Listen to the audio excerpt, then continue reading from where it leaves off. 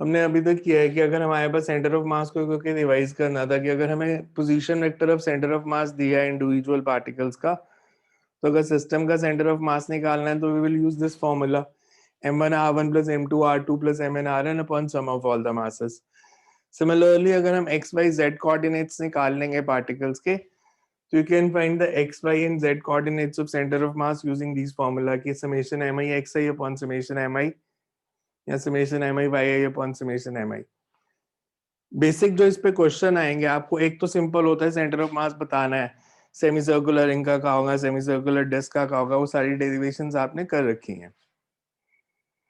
जो एमसीक्यूज में क्वेश्चन होते हैं they are based on the principle of conservation of linear momentum, कि अगर कोई एक्सटर्नल फोर्स एक्ट नहीं कर रही तो सेंटर ऑफ मास का मोमेंटम कांस्टेंट रहेगा. Momentum of centre of mass is constant. अब मास को हम नॉर्मली लेते हैं कांस्टेंट है, तो this also means that velocity of centre of mass is constant, कि सेंटर ऑफ मास की वेलोसिटी चेंज नहीं करेगी.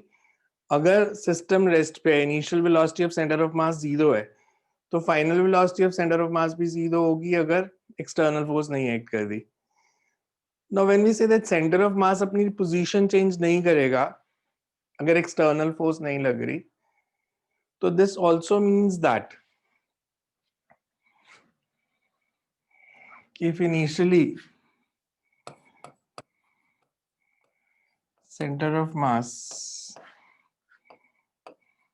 is at rest, then in absence of external force,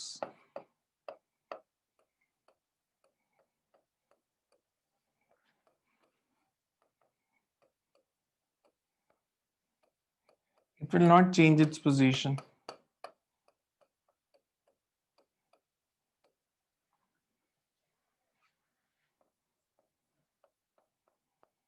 It will not change in position. That means displacement of center of mass in all directions should be 0. Centre of mass के coordinates displace नहीं करेंगे. Velocity of centre of mass निकालनी है अगर, तो we will differentiate the relation for position vector. velocity of center of mass will be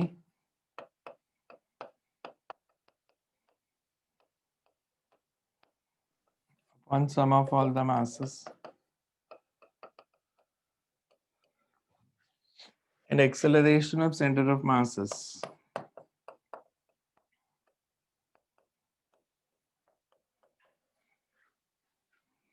और acceleration of centre of मास होगी तभी जब एक्सटर्नल फोर्स लग रही है, otherwise it will always be 0.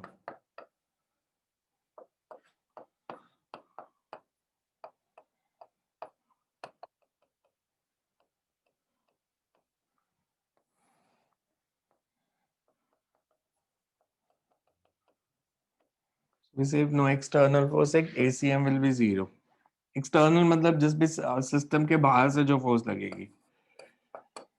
If no external force acts,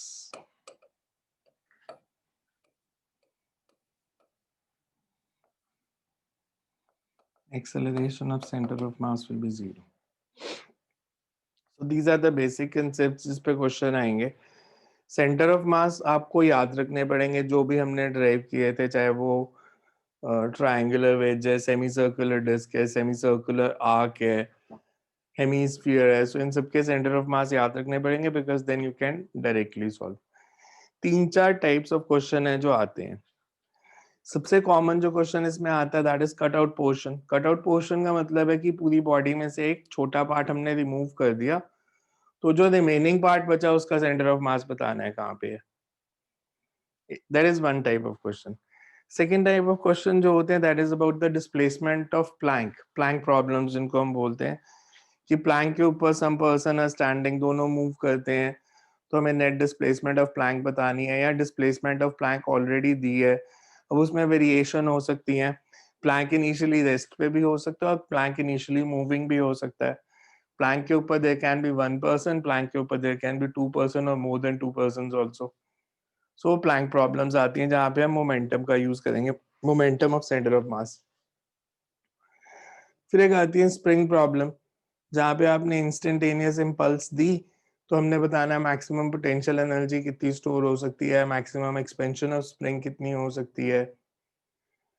and next category which is similar to plank problem, जिसमें होगा कि इंक्लाइन प्लेन से एक बॉडी स्लाइड करके नीचे आ रही है, तो हमने बताना है what will be the velocity of the body when it reaches the base, या velocity of the plank wedge when it's the upper body reaches the base. So 3 या 4 कैटेगरीज हैं, उन्हीं पे ही हमेशा क्वेश्चन आते हैं सेंटर ऑफ मास के. तो फॉर्मूलाज याद रखने हैं and then it will be easy. So अगर प्लैंक प्रॉब्लम से ही शुरू करें, first is two particles of mass 1 kg and 2 kg lie on a same line. अब इसमें प्लैंक नहीं है, सिंपल यही दिया है कि दो ब्लॉक्स है 1 kg का 2 kg का, they are lying on a straight line. 2 kg is displaced 10 meter rightwards. Then by what distance 1 kg should be displaced so that center of mass is displaced 2 meter to the right. So हमें question में क्या दिया है, हमें दिया है कि दो ब्लॉक्स हैं,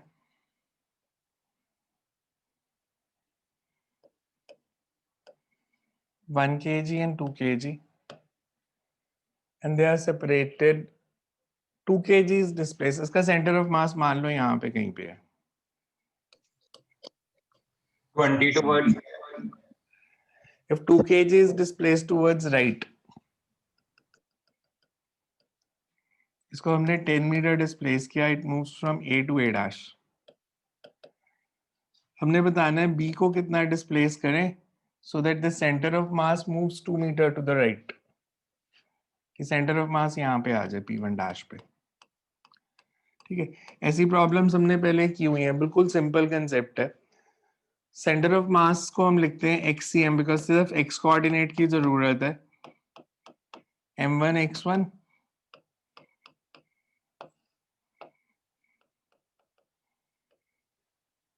मैं अगर इसको डिफरेंशिएट कर दूं,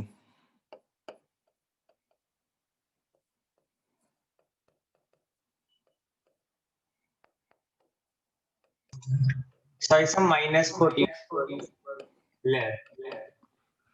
so M1 dx1 plus M2 dx2. अब इसमें से एक बॉडी को मान लो से अगर फर्स्ट बॉडी है, M1 plus M2 total mass is 3, displacement of centre of mass is 2 metre right. Right side को अगर मैं पॉजिटिव लेता हूं तो it's displaced by 2i cap, so you can say mass of first body is 1 kg, इसकी displacement निकालनी है. Second body of 2 kg is displaced by 10i cap, so you get 6i cap.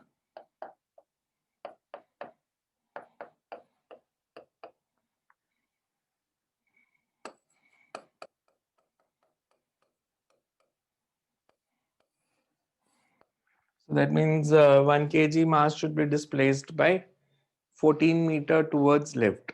Minus direction में उसे displace करना पड़ेगा if you have to find the displacement. आपने differentiate क्यों किया है यहाँ पे? Because conservation of momentum क्या होता है? Conservation of momentum होता है कि momentum should remain same. जी सर. तो मोमेंटम इस केस में हमें ये तो नहीं दिया, इसमें एक्सटर्नल फोर्स लग रही है, इसमें हम displacement of centre of mass already दी है. अब x जो होता है that is position, dx is displacement, तो मेरे को dx चाहिए ना, वो डिफरेंशिएट करके ही आएगा. मैं अगर इसको डिफरेंशिएट करूं, ये बस ये फॉर्मूला है,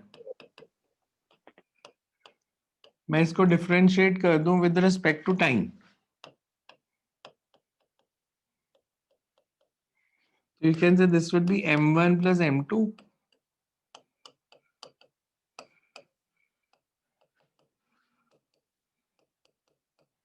अब dx1 by dt में dx1 क्या होता है? Displacement of x1. Displacement of m1 in small time dt. तो dt तो पूरे में कैंसिल हो जाएगा, वहां से बाकी से आपके पास रिजल्ट आ जाएगा, बिकॉज हमें डिस्प्लेसमेंट ऑलरेडी दी है. हमें एक ब्लॉक के डिस्प्लेसमेंट दी है और सेंटर ऑफ मास के डिस्प्लेसमेंट भी दी है. तो ये जो dxcm है, this is displacement of centre of मास. ये सेकेंड बॉडी की और फर्स्ट की निकालनी थी, dx1 हमने कैलकुलेट करना था. अगर इसमें दिया होता कि डिस्प्लेस किया so that centre of mass remains at rest, तो मैं डीसी एक्स को 0 ले लेता। अगर मेरे को ये दिया होता कि एक को हमने 10 मीटर डिस्प्लेस किया, दूसरे को कितना डिस्प्लेस करे ताकि सेंटर ऑफ मास मूव ना करे, अगर हमें ये दिया होता सेंटर ऑफ मास मूव ना करे तो मैं displacement of centre of mass 0 लेता। जी सर मैं डायरेक्टली इसमें डाल दी थी वैल्यूज फॉर्मूले के अंदर, एक्सट्रीम वाले में वो गलत कर दिया था मैंने। आगे समझ सबको ये? Yes. सर हाँ जी, सर इसको सर टू बॉडी प्रॉब्लम से नहीं कर सकते थे? टू बॉडी प्रॉब्लम से कैसे करोगे बताओ? सर वो जो other mass in by into total distance by total mass, sir वो R1 R2 वाला। तो ये वही तो किया है बेसिकली, मतलब ये सिर्फ उसी की दूसरी फॉर्म ही है। अब अपने मेथड से करके देखो, मैं ये नहीं कह रहा इसी मेथड से करना, मैं तो बिल्कुल बेस से शुरू किया है इसको, अदरवाइज ये सारी प्रॉब्लम्स आपने पहले की हुई हैं। हमें दिया a rod of length L is placed along x-axis between x is equal to 0 and x is equal to L. Linear density lambda of the rod varies as mass per unit length constant नहीं दिया, हमें lambda दिया Rx, where R is positive constant. Find the position of center of mass. अब हम लेते हैं कि अगर तो हमारे पास इंडिविजुअल मासेस हैं, फिर इंडिविजुअल मासेस हमने फॉर्मूला लिखा था, बट अगर कंटिन्यूअस बॉडी है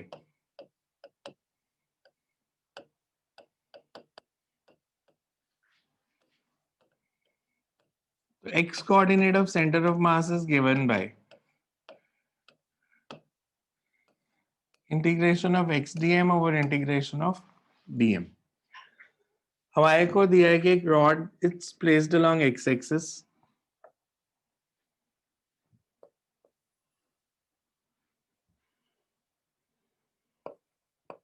इसका एक end x is equals to 0 पे, एक x is equals to L पे है। मैंने इसकी स्मॉल लेंथ कंसीडर की dx at a distance x from it. Linear density का मतलब होता है मास पर यूनिट लेंथ। हमें मास पर यूनिट लेंथ अगर लैम्डा दिया है, मतलब 1 सेंटीमीटर का मास अगर लैम्डा है, तो dx का मास हो जाएगा लैम्डा dx। तो अगर मैंने ये स्मॉल लेंथ ली है dx, इसका जो मास होगा that will be lambda dx, as mass per unit length is mass per unit length is lambda, mass of small length dx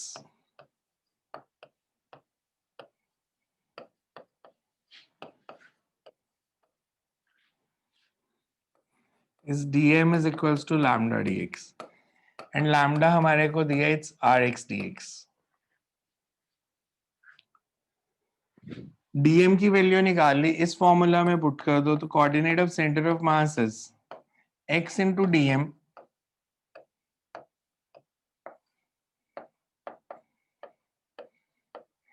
and x varies from 0 to L। r तो cancel हो जाएगा numerator denominator में, x square dx के integration x cube by 3 0 to L, and x dx के integration x square by 2 0 to L, so L cube by 3 upon L square by 2,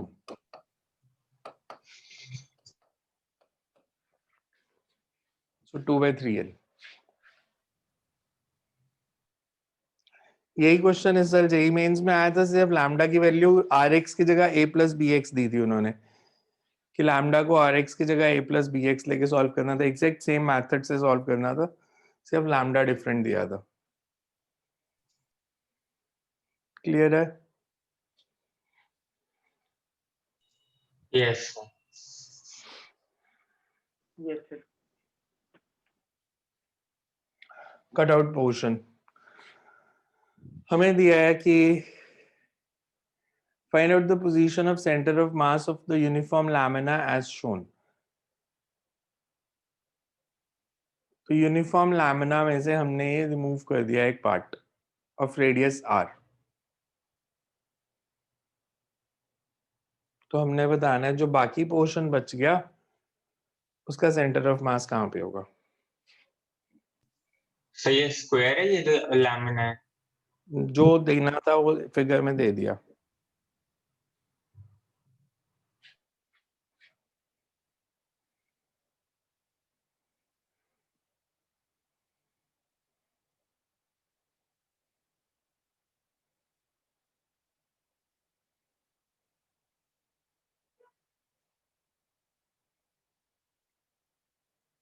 because diagram में चारों sides equal दिखाई हैं, मतलब चारों portion.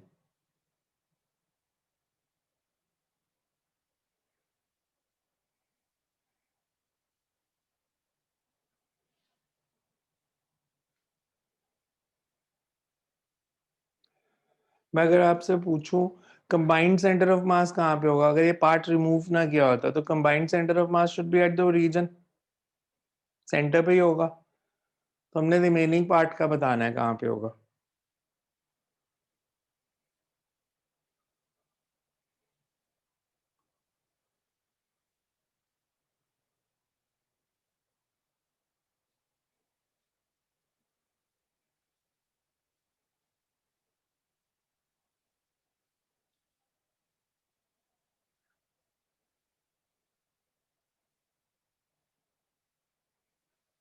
Basically आप इसको ऐसे समझ सकते हो,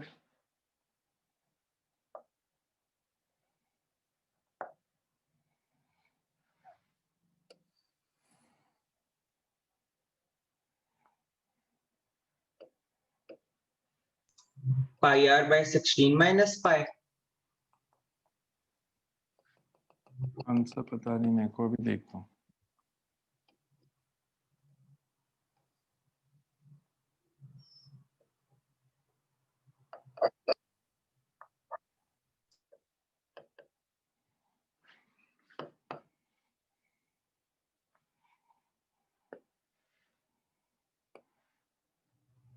इसमें से हमने ये वाला पार्ट रिमूव कर दिया।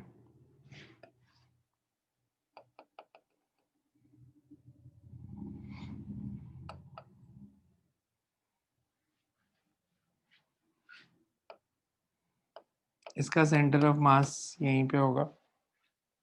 इसके सेंटर ऑफ मास के कोऑर्डिनेट्स होंगे -r, 0। इसका मास m, इसकी डेंसिटी सिग्मा, इसकी हम लेंगे -सिग्मा बिकॉज ये रिमूव्ड पार्ट है। Sir pi R over 16 plus pi. Answer मेरे को पता नहीं, देख के बताता हूँ। यस सर, यही आ रहा था। इसका मास अगर m है तो mass per unit area is m/16r²। This is m1।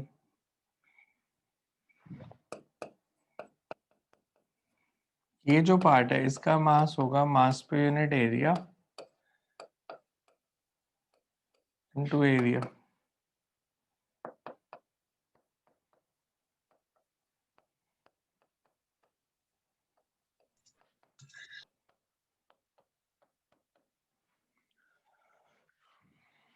Cut out portion का सेंटर ऑफ मास का फॉर्मूला क्या था?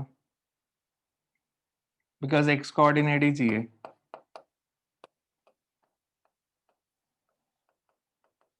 पाई r square sigma into minus are.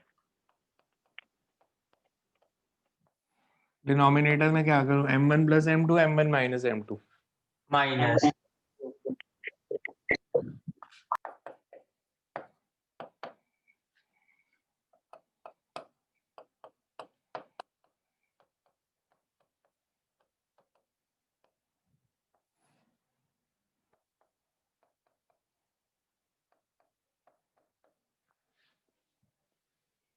इसी को सॉल्व करना है बस।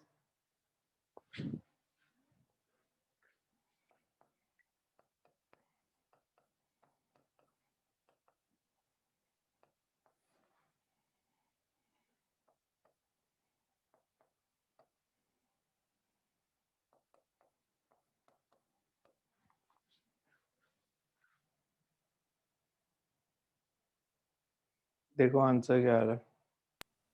यही आ रहा है sir, pi are by 16 minus pi. m/16 cancel हो जाएगा। तो आपने पहले तो कुछ और आंसर बताया था। तो यही बोल रहा था। pi r upon 16 minus pi.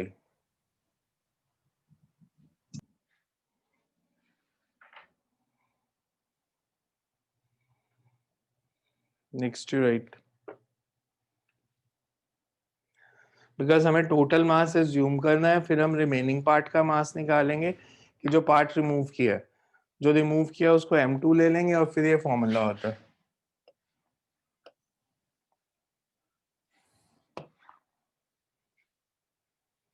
Excuse me sir, हाँ जी, सर ये माइनस सिग्मा क्यों लिया है छोटे वाले स्फीयर बिकॉज ये रिमूव्ड पार्ट है ना, नेगेटिव है मास. बिकॉज अगर आप देखो मेरे पास ऐसे है,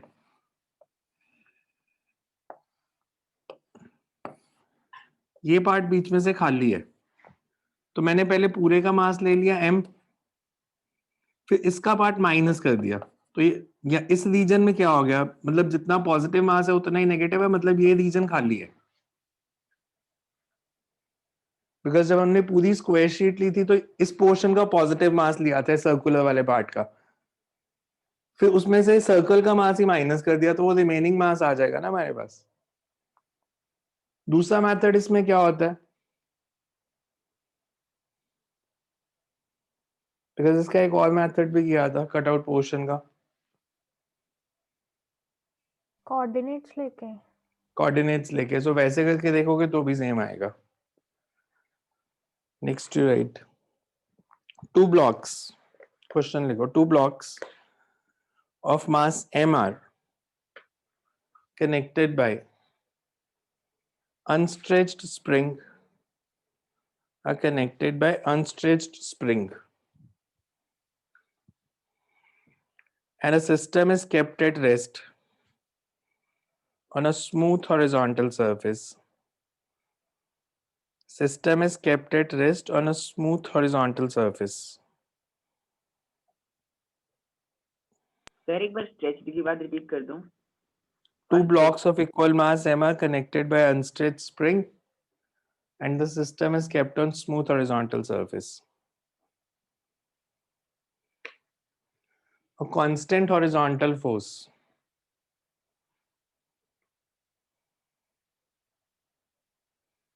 starts acting on block 1. Find displacement of center of mass in time t and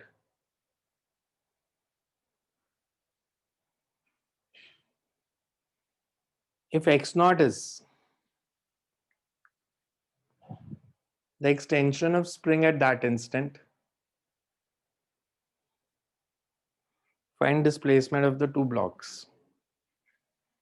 Find displacement of the two blocks.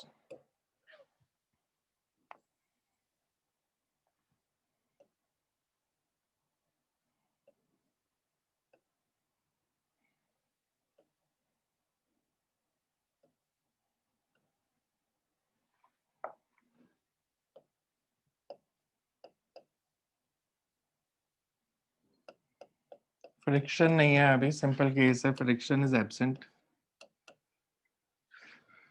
Smooth horizontal surface दी है.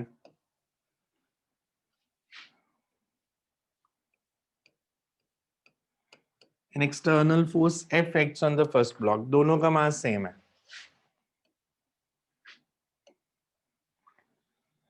सो हमने दो चीजें कैलकुलेट करनी है, एक सेंटर ऑफ मास कितना डिस्प्लेस करेगा इन टाइम t, और दूसरा दोनों मासेस अगर change in length of spring x not है तो दोनों ब्लॉक्स कितना डिस्प्लेस किए हैं टाइम t में. दोनों ब्लॉक्स कितना डिस्प्लेस किए हैं और सेंटर ऑफ मास कितना डिस्प्लेस किया है.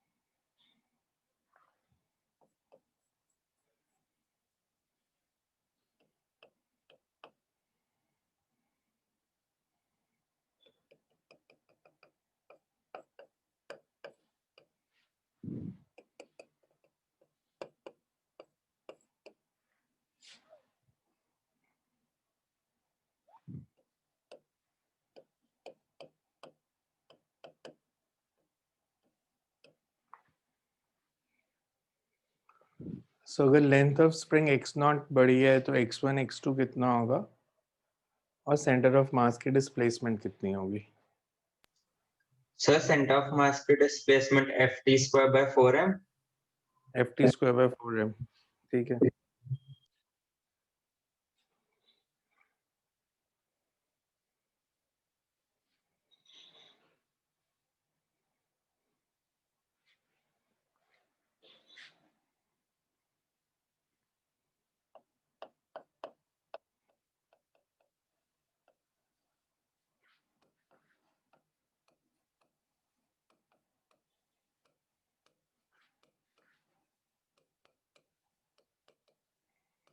अगर इनिशियली ये सिस्टम मूव कर रहा होता तो यूसीएम की जो वैल्यू दी है वो ले लेते, पर हमें दिया है इनिशियली द सिस्टम रेस्ट पे, हमने फोर्स लगानी शुरू की। Acceleration of centre of mass का फॉर्मूला होता है external force upon total mass.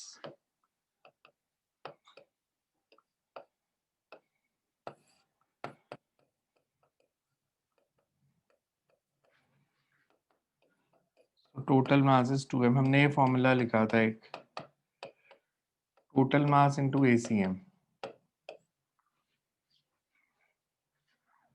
Displacement of center of masses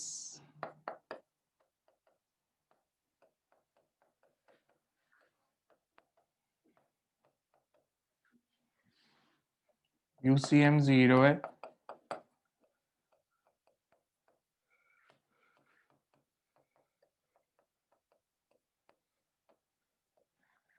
so center of mass displaces by an amount of ft²/2m।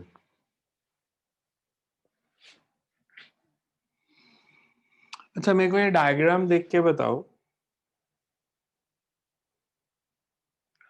अगर first block x1 move करता है, second block x2 move करता है, तो x1 minus x2 किसके equal होगा? Change in length of spring. x अब ऐसे समझो, मान लो लेंथ ऑफ स्प्रिंग है, कुछ अज्यूम कर लेते हैं, length of spring is 10, length of spring 10, ये 5 सेंटीमीटर डिस्प्लेस हुआ, ये 3, तो बेसिकली स्प्रिंग की लेंथ बढ़ जाएगी 2, तो जो डिफरेंस है, सो हम लेंगे कि अगर ये x1 डिस्प्लेस करता है, ये x2 डिस्प्लेस करता है, तो x0 is x1 minus x2।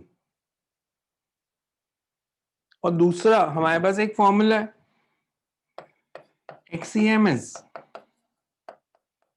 m1 x1 plus m2 x2 upon m1 plus m2। यहां पे हमें m1 m2 इक्वल दिए,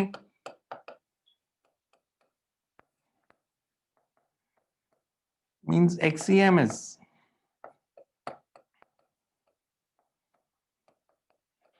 implies x1 plus x2 is 2XEM.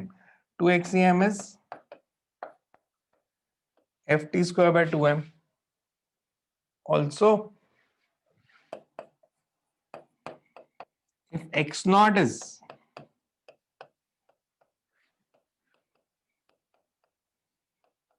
change in length of spring, x1 minus x2 is x0. So दो equation आ गई हमारे पास, x1 x2 यहां से निकल आएगा, एक बार ये ऐड कर दो, एक बार ये सब्ट्रैक्ट कर दो।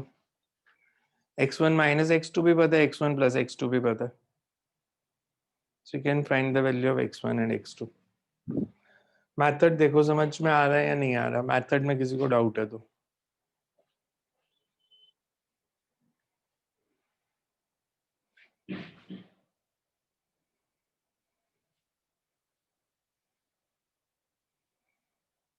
क्लियर है सबको?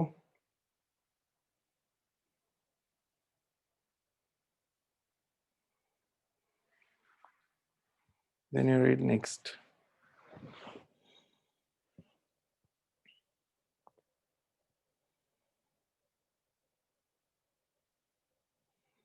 इसी की एक और वेरिएशन करते हैं, इसमें हमने टाइम के साथ निकाला था। You can write 2 blocks, small m and capital M, are connected by a spring of spring constant K. are connected by a spring of spring constant K.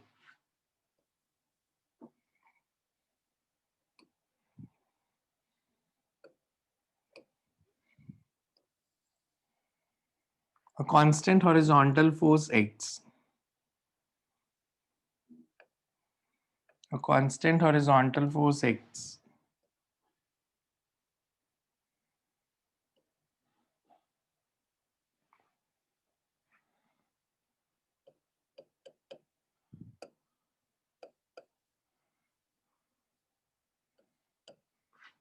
Find the maximum extension of the spring if initially spring is in its natural length. Find maximum extension of the spring if initially the spring is in its natural length. So initially अगर spring natural length में है तो हमने बताना है maximum spring की length कितनी बढ़ सकती है.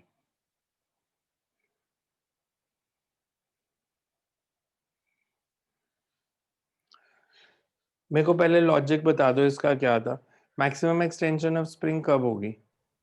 इनिशियली जब आप स्प्रिंग को स्ट्रेच करना शुरू करोगे, इनिशियली जब हमने फोर्स एक्सर्ट करनी शुरू की, स्प्रिंग की लेंथ बढ़ेगी. स्प्रिंग की लेंथ बढ़ेगी तो इसमें जो टेंशन आएगी that will be in backward direction, इस पे टेंशन फॉरवर्ड. एफ कांस्टेंट है. जैसे जैसे स्प्रिंग की लेंथ बढ़ेगी टी की value, because T is equal to K x, x is change in length. जैसे जैसे आप स्प्रिंग को स्ट्रेच करते जाओगे टी की वैल्यू बढ़ती जाएगी. टी की वैल्यू बढ़ती जाएगी और इस पे नेट फोर्स जो एक्ट कर रही है ये कम होती जाएगी और इस पे नेट फोर्स बढ़ती जाएगी. जब मैक्सिमम एक्सटेंशन होगी, स्प्रिंग की लेंथ कब तक बढ़ेगी? जब तक दोनों इक्वल नहीं होंगे. तो करो सॉल्व इसको.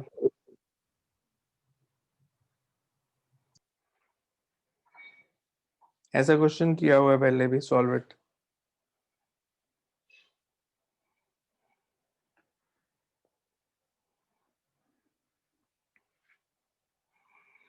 Acceleration of centre of mass आपको पता है ना, it will be F upon M plus M. External force upon total mass is acceleration of centre of mass.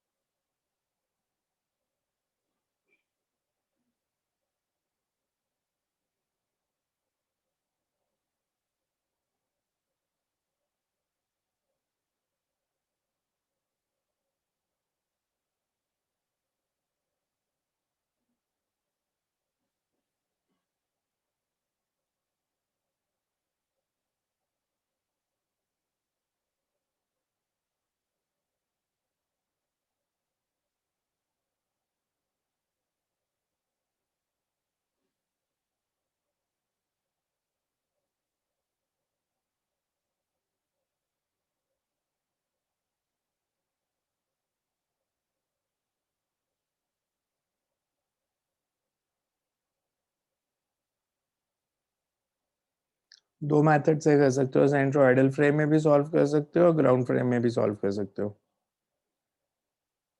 And try to solve using both the methods. इसको centroidal frame में भी करो और ground frame में भी करो. दोनों method आने चाहिए.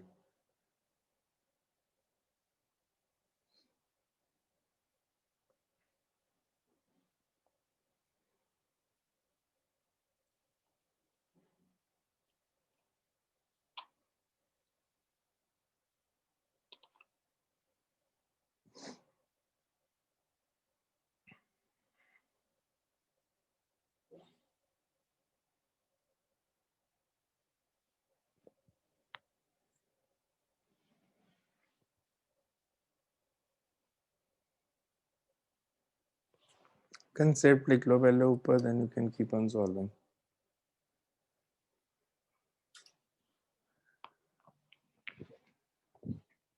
So you can write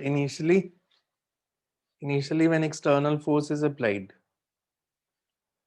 Initially when external force is applied, spring gets stretched. Initially when external force is applied, the spring gets stretched.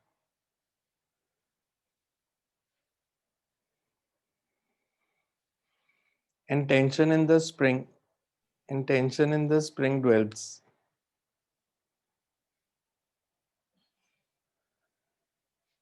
Which starts increasing the velocity of small m. Which starts increasing the velocity of small m. At maximum extension,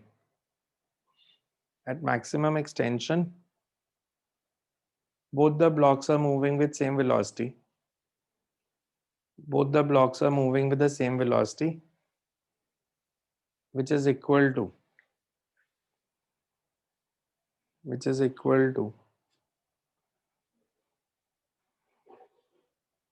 the velocity of center of mass. Or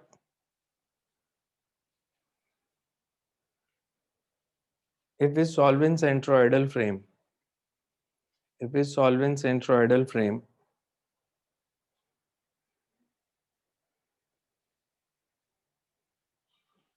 the final kinetic energy is also zero. The final kinetic energy is also zero because relative to center of mass, both the blocks will be at rest. Relative to center of mass, both the blocks will be at rest when the spring is at maximum extension.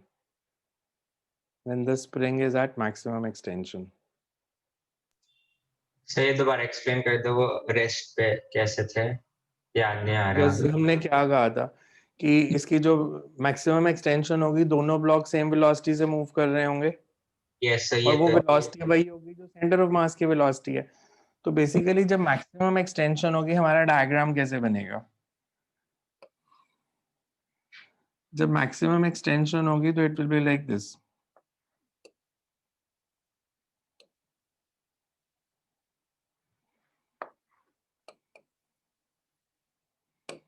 ये length हो जाएगी L0 plus x0। Centre of मास इधर move कर रहा है with velocity v, इसकी velocity भी vcm, इसकी भी vcm, तो सेंटर ऑफ मास के रिलेटिव ये जीरो हो जाएगी। या दूसरा मेथड जो हमने किया था, if you remember, centroidal frame में काइनेटिक एनर्जी का फॉर्मूला था half mu into v relative का स्क्वायर। तो इन दोनों की रिलेटिव वेलोसिटी जीरो है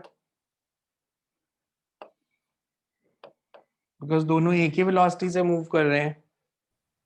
सो at maximum extension this is zero. So पहले ग्राउंड फ्रेम में अगर हम करें सॉल्व, बिकॉज दो मेथड है, एग्जैक्टली दोनों से सेम रिजल्ट आएगा।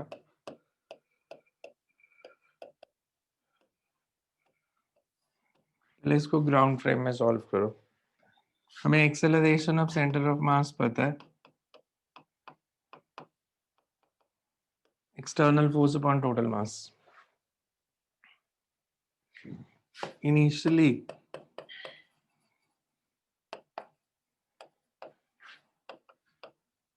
the system is at rest, that means UCM is zero,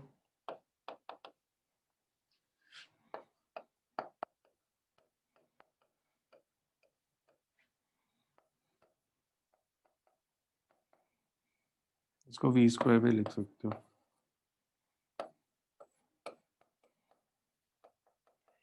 S क्या लें? डिस्प्लेसमेंट ऑफ सेंटर ऑफ मास। यहां तक देखो, पहले इसमें कोई डाउट है तो मैंने कुछ नहीं किया, मैंने लिया कि इनिशियली रेस्ट पे था तो फाइनल मैंने वैल्यू लिख दी। अब मेरे को XCM पता है, XCM क्या होगा?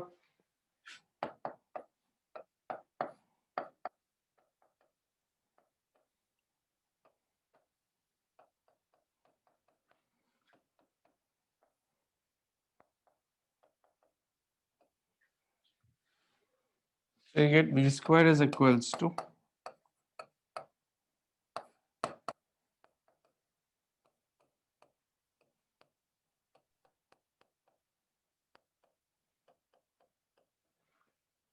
v स्क्वायर की वैल्यू आ गई। Find maximum extension. इसके बाद एनर्जी कंजर्वेशन लगा दो।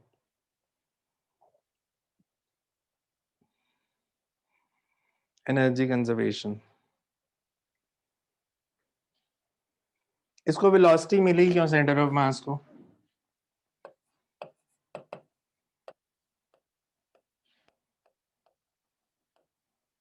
वर्क किसने किया? एक्सटर्नल फोर्स ने। अगर centre of mass x distance move करता है तो work done by external force कितना हो जाएगा? F into x. इस वर्क डन से क्या हुआ? एक तो दोनों ब्लॉक्स को एनर्जी मिली और दोनों की फाइनल वेलोसिटी सेम है, प्लस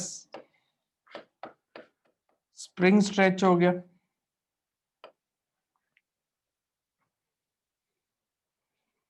देखो मैंने कुछ गड़बड़ तो नहीं की, बिकॉज या ये मैं कह देता हूं मैंने गड़बड़ की, तो क्या की?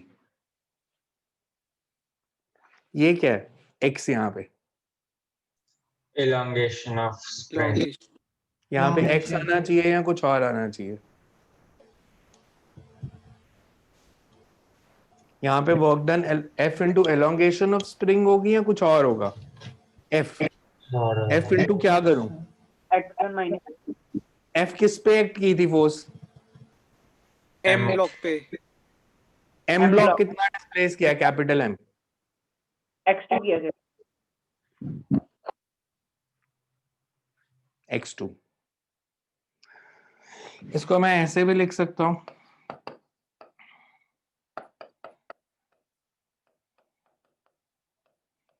v स्क्वायर कॉमन आएगा, v स्क्वायर की वैल्यू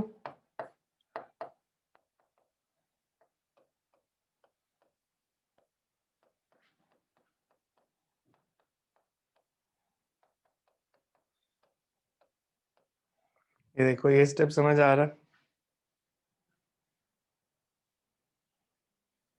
क्लियर है ये स्टेप? सॉल्व करें तो क्या आएगा?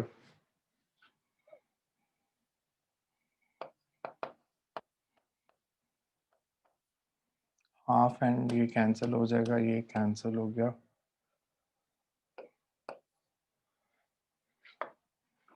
so you get f upon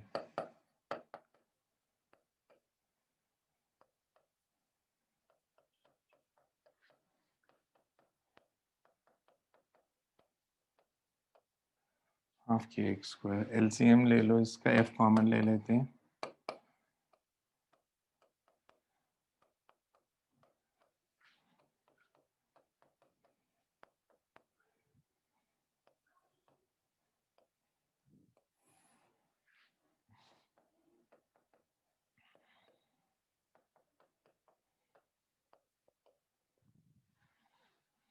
ये कैंसिल,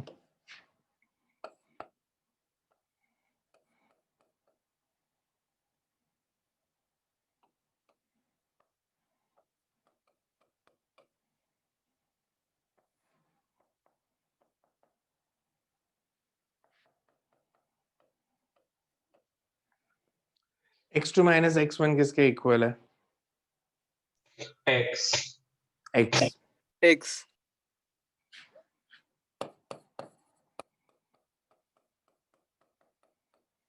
एक x कैंसिल हो जाएगा, यू गेट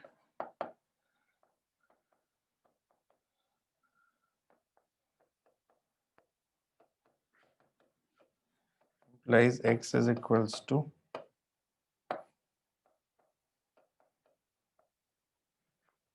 ये आ रहा मेरा answer 2fm upon m plus m। और एक कुछ मिसिंग तो नहीं रह गया? के रह गया?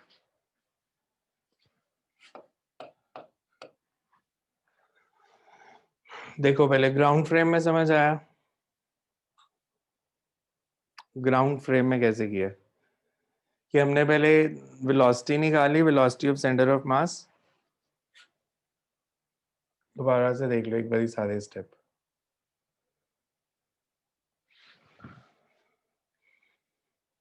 of a work energy theorem that work done is equals to change in energy।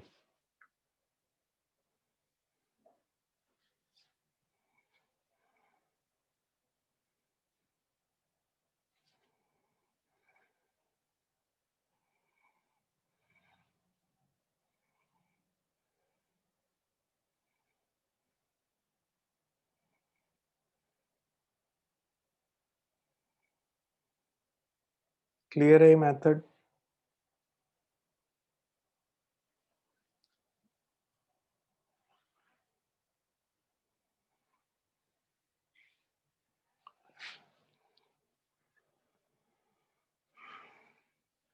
इसी को अगर मैं सेंटर ऑफ मास फ्रेम में करूं,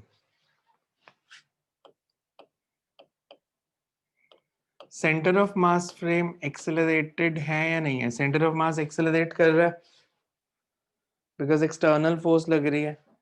एक्सटर्नल फोर्स लग रही है तो सेंटर ऑफ मास एक्सेलरेट कर रहा है। एक्सेलरेटेड फ्रेम में सॉल्व करेंगे तो दोनों ब्लॉक्स पे सूडो फोर्स आएगी। अगर मैं सेंटर ऑफ मास फ्रेम में इसको सॉल्व करता हूं,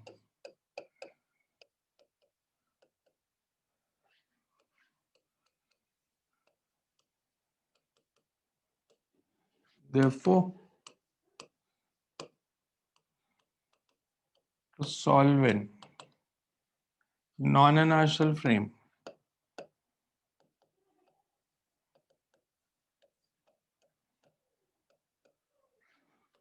pseudo force acts on both the blocks.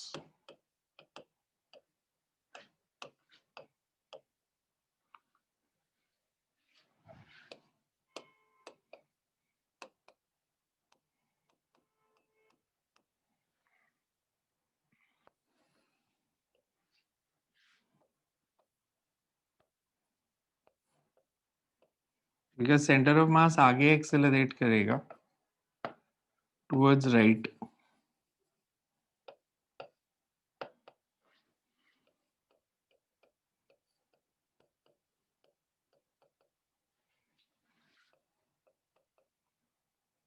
हमने ये लिया था, ये ब्लॉक डिस्प्लेस किया x2, ये x1। पहले इतना देखो, ये क्लियर है? मेरे को ये बताओ, मैक्सिमम डिस्प्लेसमेंट के लिए सेंटर ऑफ मास फ्रेम में अगर हम सॉल्व करें तो दोनों की डिस्प्लेसमेंट सेम होगी या डिफरेंट होगी? मतलब x1 x2 इक्वल होंगे या अनइक्वल होंगे? अगर मैं इसको सेंटर ऑफ मास फ्रेम में सॉल्व कर रहा हूं तो अनइक्वल ही होंगे। सिर्फ फाइनल वेलोसिटी दोनों की सेम होगी। एट मैक्सिमम एक्सटेंशन दोनों की वेलोसिटी सेम है, या यू कैन से सेंटर ऑफ मास फ्रेम में फाइनल काइनेटिक एनर्जी 0 है। इसमें मैंने kx क्यों नहीं मार्क किया डायग्राम में? Because that is internal force. Work done by external force should be equals to change in energy. Net force on capital M अगर मैं लिखूं,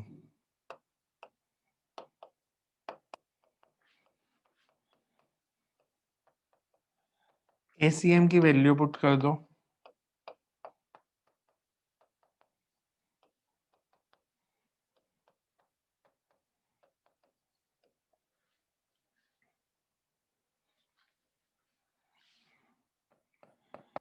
net force on small m,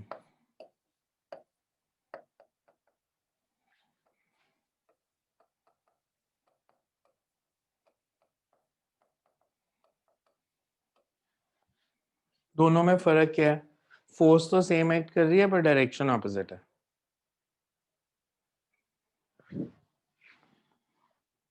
At maximum extension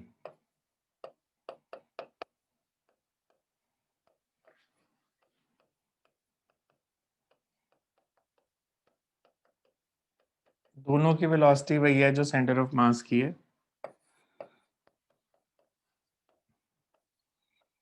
initial kinetic energy 0,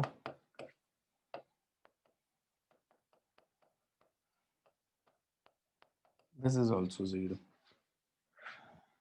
Work done on capital M, positive या negative? Positive.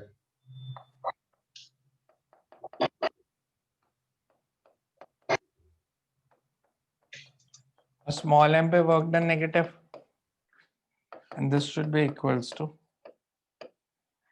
अब देखो तो वही result आ गया जो हमारा पहले आया था, और बहुत शॉर्टर मेथड से, बिकॉज दिस इज,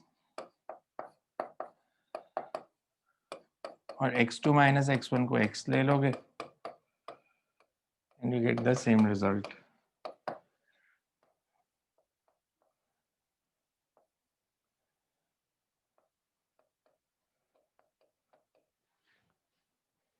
ये इक्वेशन देखो तो ये सेम है जो पिछले में आई थी, सारा सॉल्व करके हमारे पास लास्ट में यही इक्वेशन बच रही थी।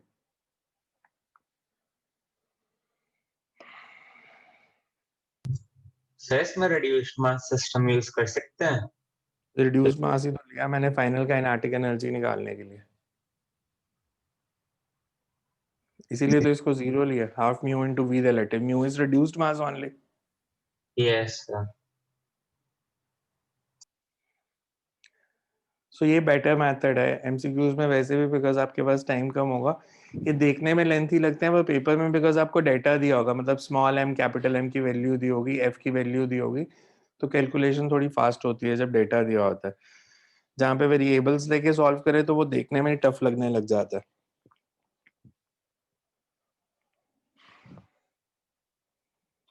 क्लियर है सबको ये? इसमें कोई डाउट है तो पूछो।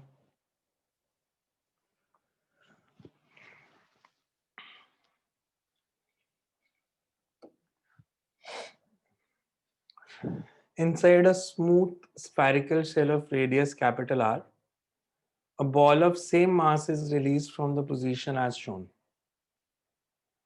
Find the distance traveled by the shell on the horizontal floor when the ball comes to lowest point of the shell. हमें बेसिकली बताना है जब ये बॉल जो है, जब ये इस पोजीशन पे पहुंच जाएगी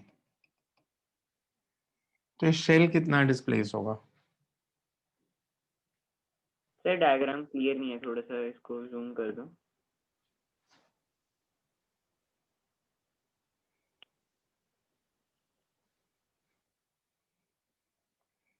कुछ नहीं है, बड़ी बॉल के अंदर एक छोटी बॉल और है, जब वो स्लाइड करके नीचे आ जाएगी तो you have to find the displacement of shell. कि डिस्प्लेसमेंट ऑफ शेल कितनी है। डिस्टेंस 3r/4 दिया है दोनों के सेंटर्स में, मतलब जो छोटी बॉल है उसका रेडियस r/4 है, रेडियस r/4 है, मास सेम है।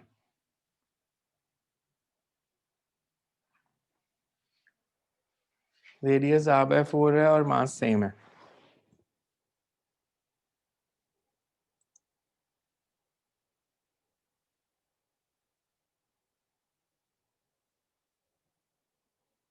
करो solve.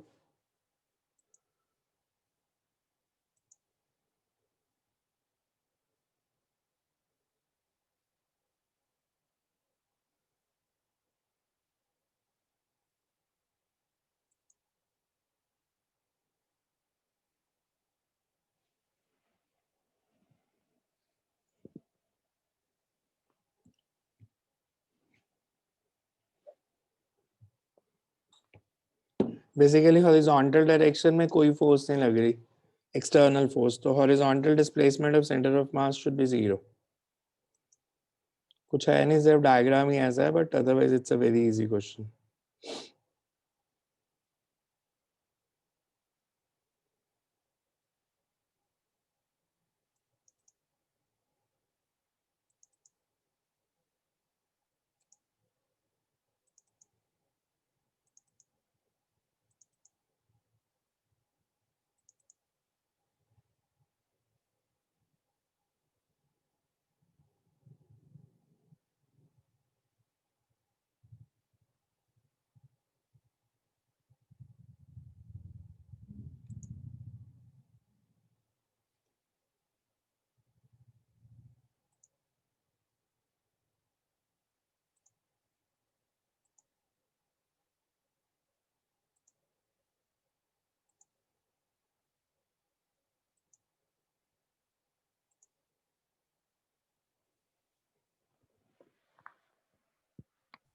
Sir 3r/4 towards left कितनी है आंसर बता रहे हो?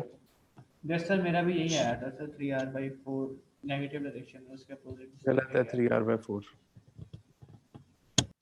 3r/4 गलत है आंसर, -3r/4 या 3r/4, वो वैल्यू ही गलत है। सर एक बार थर्ड डायग्राम जूम कर दो। डायग्राम में है ही नहीं यार कुछ, अब डायग्राम कितनी टेंशन को ले रहे हो, सिंपल सा तो डायग्राम है। सर पता नहीं कुछ 3/4।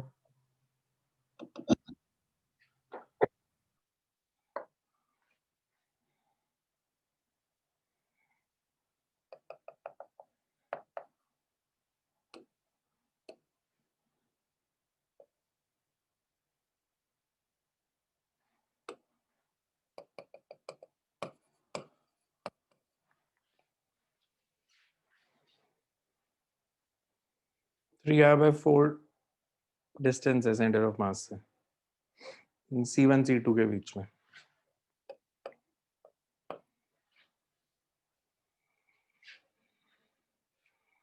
ऐसे क्वेश्चन गलत नहीं कर सकते आप यार।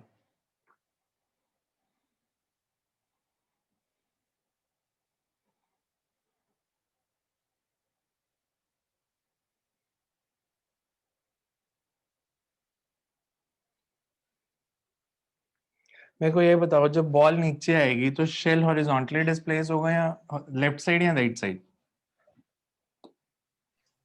Left side. Side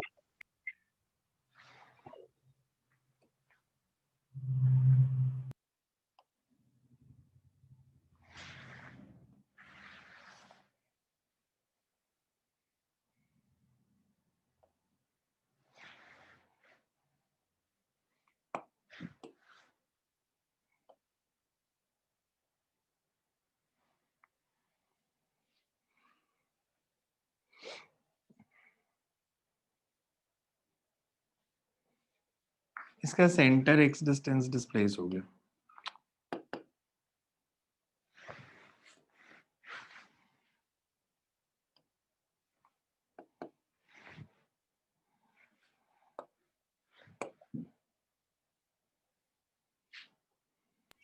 sir 3r/8।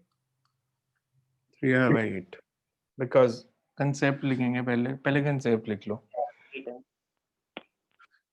Ball comes down due to gravity. Ball comes down due to gravity, which acts in vertical direction. Ball comes down due to gravity, which acts in vertical direction. There is no force. There is no force which acts in horizontal direction. There is no force which acts in horizontal direction. Therefore,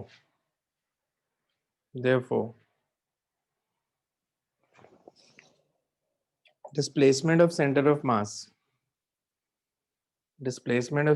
mass in horizontal direction is 0. There is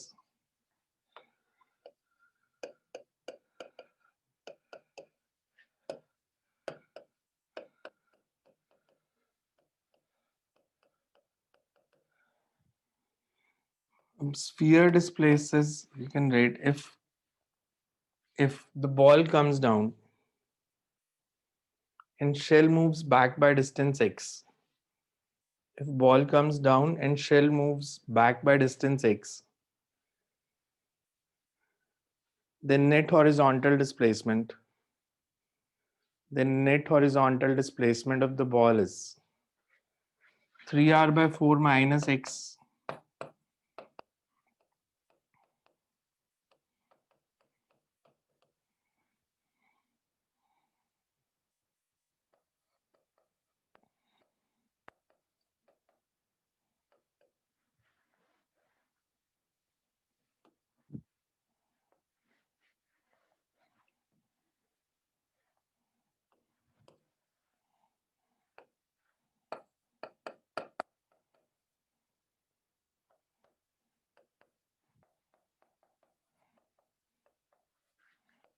towards left, because पहले से हमने minus ले लिया था left को, तो x का magnitude निकाला।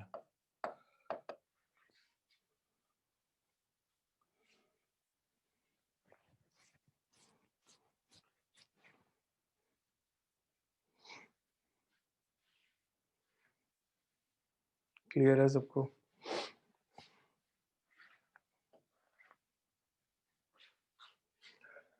Let there be 3 equal masses situated on a vertices of an equilateral triangle as shown in figure. Now particle A starts moving with velocity v1 towards B, B towards C with v2, C towards A with v3. Find displacement of center of mass after time t. Center of mass के displacement निकालो time t के बाद. हमें दिया A is moving towards B, B towards C and C towards A.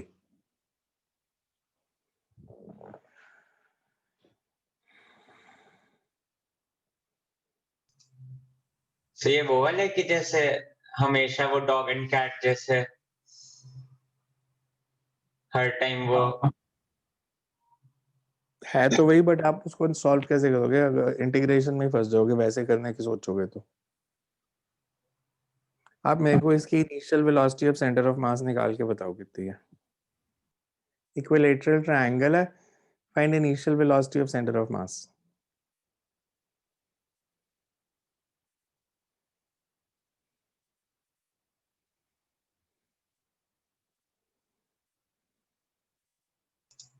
Zero magnitude तीनों velocities का same है.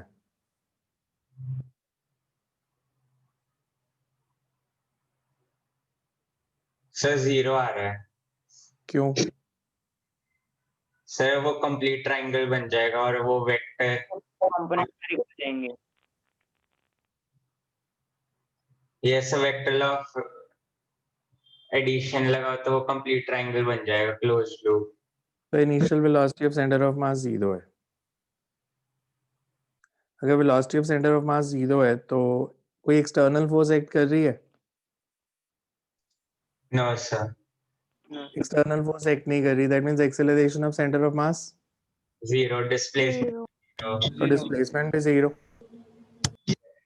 Initial velocity of centre of mass 0 है, एक्सेलरेशन भी 0 है, तो फाइनल वेलोसिटी भी 0 है, तो डिस्प्लेसमेंट भी 0 है, तो सब कुछ 0 है. एमसीक्यूज में आया था ये क्वेश्चन. नेक्स्ट इज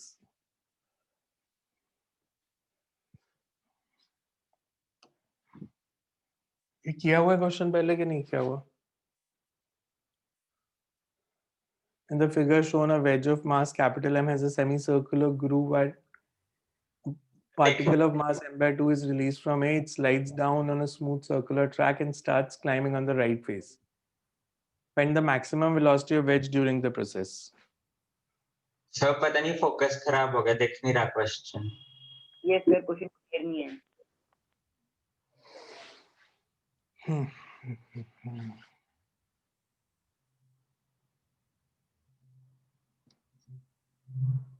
ये सब आ गया फोकस। ठीक है, हमें बेसिकली बताना है ये स्लाइड करके नीचे आया और फिर इधर से ऊपर जाने लग गया, तो पूरे प्रोसेस में मैक्सिमम वेलोसिटी ऑफ वेज कितनी है?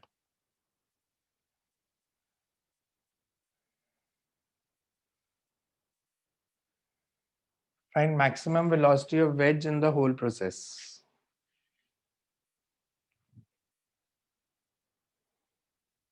सर ग्रुव पार्टिकल का रेडियस आर दिया है. क्या? पार्टिकल का मास क्या है? m/2. वेज का मास m, पार्टिकल का मास m/2. हमने बताना है maximum velocity of wedge in the whole process.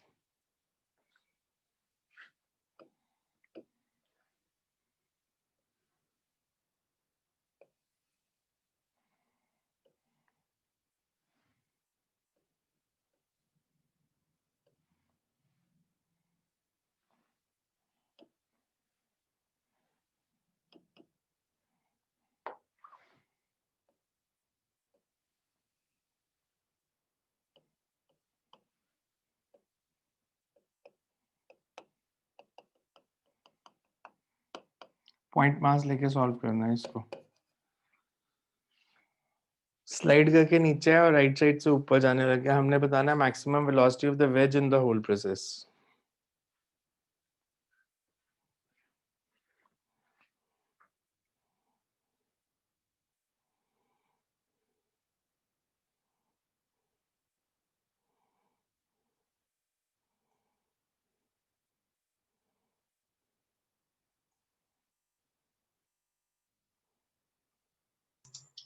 √3 GR √3 GR. Let me check क्या आंसर इसका. मैक्सिमम वेलोसिटी होगी कब, कंडीशन क्या है? जब ये लोएस्ट पॉइंट पे होगा। होगा बॉल लोएस्ट पॉइंट पे, फिर √3gr तो नहीं आएगा। आप मतलब आंसर को ना एक बार लॉजिकली सोचा करो, सारे सबके लिए बता रहा हूँ। अब मेरे को एक सिंपल सी बात बताओ, एक बॉल जब r डिस्टेंस नीचे आती है वर्टिकली, फ्री फॉल ऐसे r डिस्टेंस नीचे आई, तो उसकी मैक्सिमम वेलोसिटी कितनी हो सकती है? 2g √2gr। मतलब उसकी सारी की सारी पोटेंशियल एनर्जी काइनेटिक में चेंज हो गई, mgr is equal half mv²। इस केस में जब बॉल नीचे आ रही है r डिस्टेंस, सारी एनर्जी बॉल को मिल रही है या वेज को भी मिल रही है? सर वेज को भी मिल रही है। तो मतलब बॉल की और वेज की दोनों की वेलोसिटी √2gr से कम ही होगी, बिकॉज वो एनर्जी डिवाइड हो गई ना। अगर सिर्फ बॉल को मिलती तो बॉल की √2gr थी, सिर्फ वेज को मिलती तो हम वेज की निकाल लेते। इसमें है कि वो जो टोटल एनर्जी है उसके पास mgr, it is divided between wedge and ball, तो वेज की मैक्सिमम वेलोसिटी बतानी है। So you can write the concept, maximum velocity of the ball will be, maximum velocity of the wedge will be when ball is at the lowest point, when ball is at the lowest point in the wedge,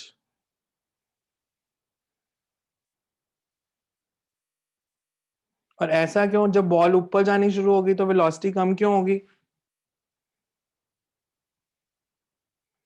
because कुछ kinetic energy फिर potential energy में change होने लगी। या आप logically भी सोच के देखो, अगर मेरे पास ऐसे एक इंक्लाइन प्लेन है,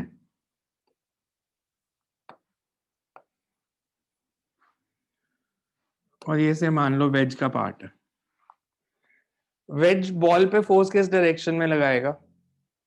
वेज बॉल पे normal to the surface. Normal. Perpendicular to sir. और यही फोर्स वेज पे लगेगी, और उसका एक कंपोनेंट होगा कुछ भी से nx।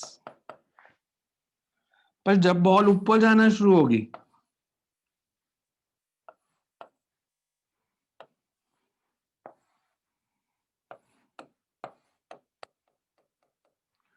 अब ये जब बॉल इस पॉइंट से यहां तक आई, ये वेज इधर मूव कर रहा था, जब ये ऊपर जाना शुरू हुई तो फोर्स वेलोसिटी के ऑपोजिट लग रही है, मतलब अब वेलोसिटी कम हो जाएगी। दो वे में सोच सकते थे ना, यहां तो आप बोलोगे कि यहां से जब बॉल ऊपर जाना शुरू हुई तो काइनेटिक एनर्जी फिर पोटेंशियल में चेंज होना शुरू हो गई। बट बेटर ऑप्शन ये है कि हम बोलें कि जब ये ऊपर जाना शुरू होगी तो जो वेज पे फोर्स लगेगी that is opposite to velocity, तो वेज की वेलोसिटी कम होनी शुरू होगी जब बॉल ऊपर जाएगी। So you can write as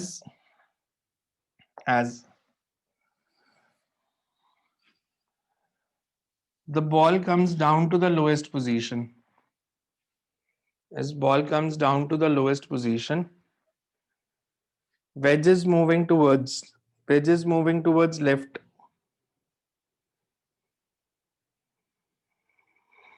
but when ball starts climbing, when ball starts climbing,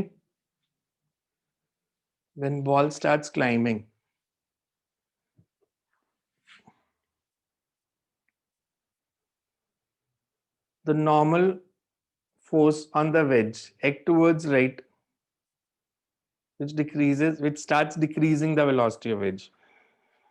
Normal force on the wedge starts acting towards right, which decreases velocity of the wedge,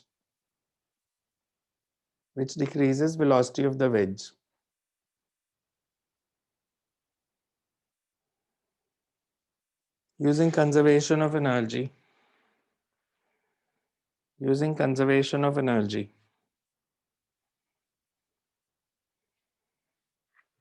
decrease in potential energy,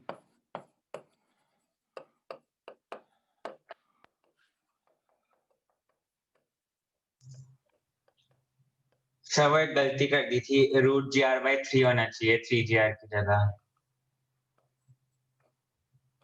मैं यही तो बोलता हूँ, गलतियां करनी छोड़ दो और हमारे पास रिलेशन है। conservation of momentum.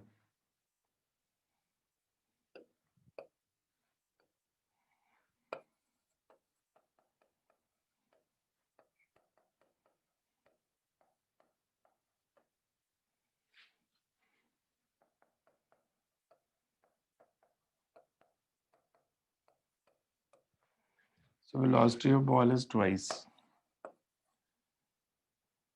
Mass put कर दो यहाँ भी.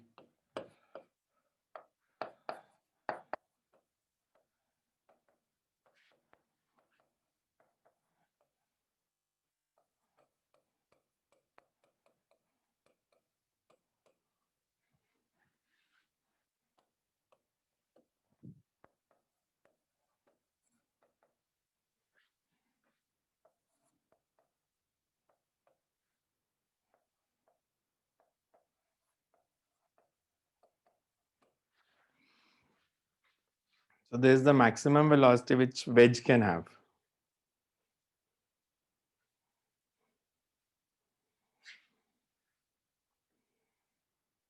अच्छा, ये कंडीशन ट्रू है कि वेज की वेलोसिटी हमेशा ब्लॉक से बॉल से हाफ ही होगी.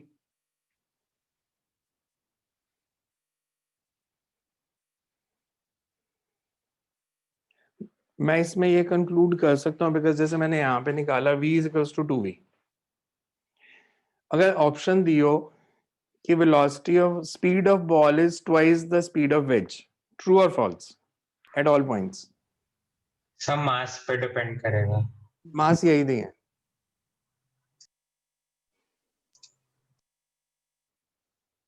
सर एक बार रिपीट कर दो क्वेश्चन क्या था? यही सिस्टम है. मैं कंक्लूड कर सकता हूँ throughout the path speed of ball is twice the speed of veg.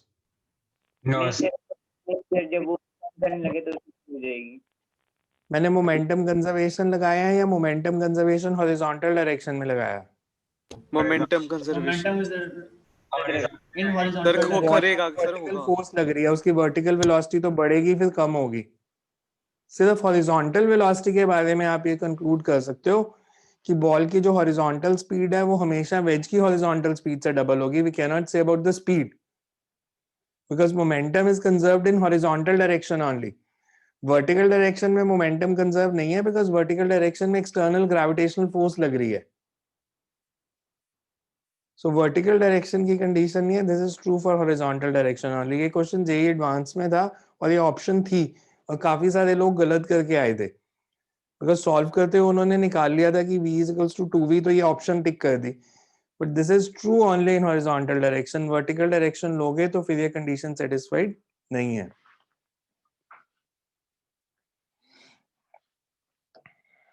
ये तो खुद करके देखना, मैं पीडीएफ भेज दूंगा, इसको करके देखना. ये करो. क्वेश्चन पढ़ा जा रहा है.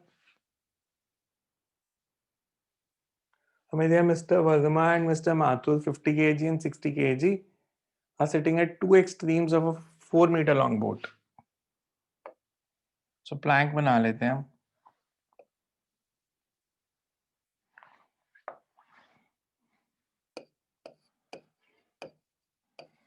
Four meter long plank. Mass of plank is 40. Mr. Verma is 50 kg. Second one is 60 kg. हमें दिया to discuss a mechanics problem that come to the middle of the boat. How far does the boat move? Boat की displacement बतानी है if the two meet at the center of the boat. Easy question, करो solve. हमें बताना है what should be the displacement of the boat if they meet at the center.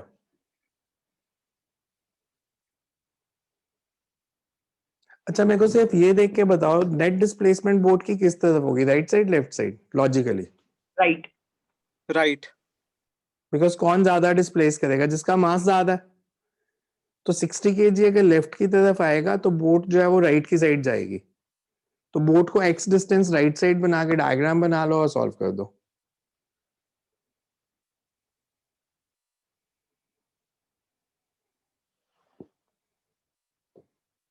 Can start with say let the displacement of boat be X towards right और फिर solve कर दो.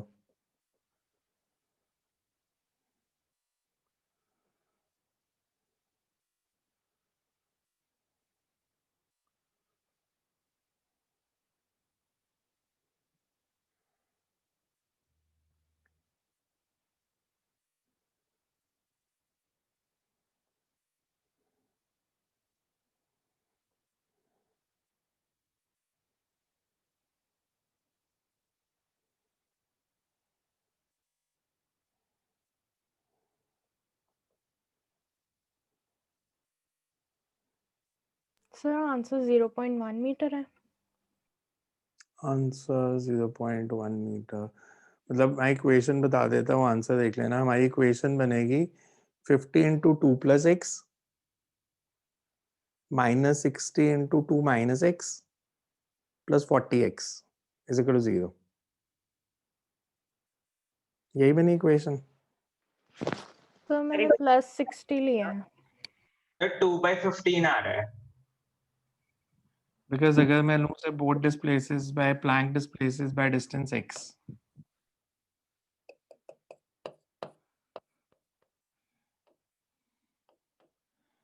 इसकी displacement हो जाएगी 2 प्लस एक्स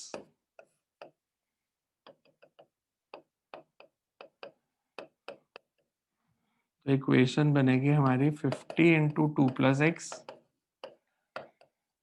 60 के left side पे है तो 60 into 2 minus X plus 40x।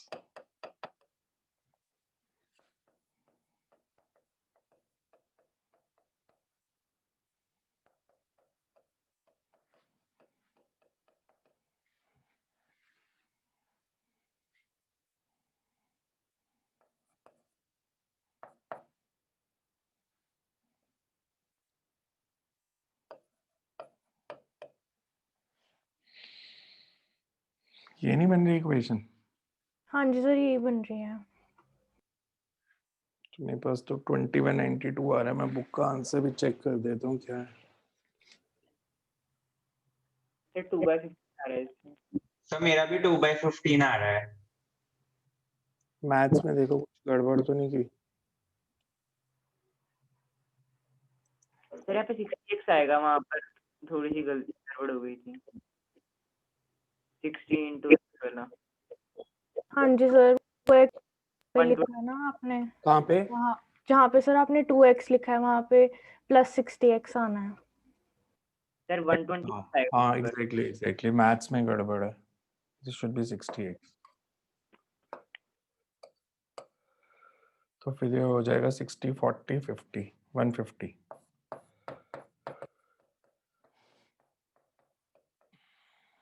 Two by 15।